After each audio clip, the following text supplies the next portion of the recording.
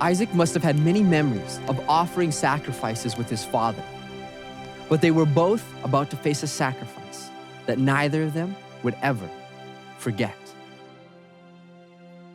Sometime later, God tested Abraham. He said to him, "Abraham, here I am," he replied.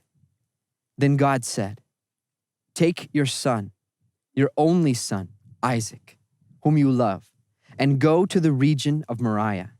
Sacrifice him there as a burnt offering on one of the mountains I will tell you about."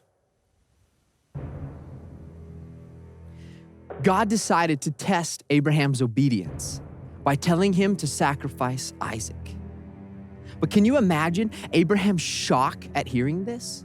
He had waited 25 years for this son, and now Isaac had to die? Early the next morning, Abraham got up and saddled his donkey. He took with him 2 of his servants and his son Isaac.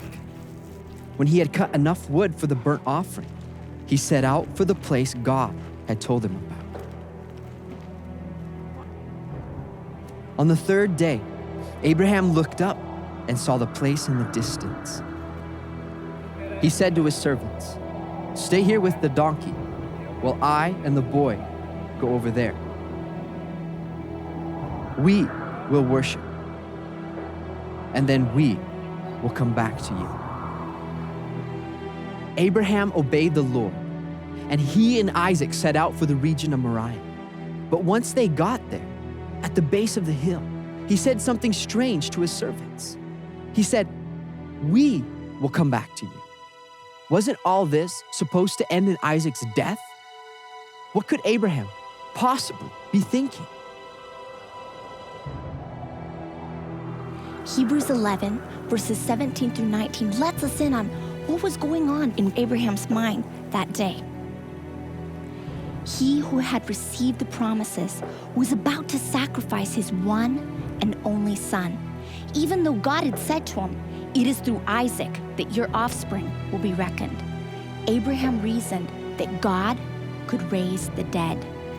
God had promised that a nation and eventually the deliverer himself would come through Isaac. Therefore, Abraham believed that based on God's promises, God could raise Isaac from the dead, and together they would return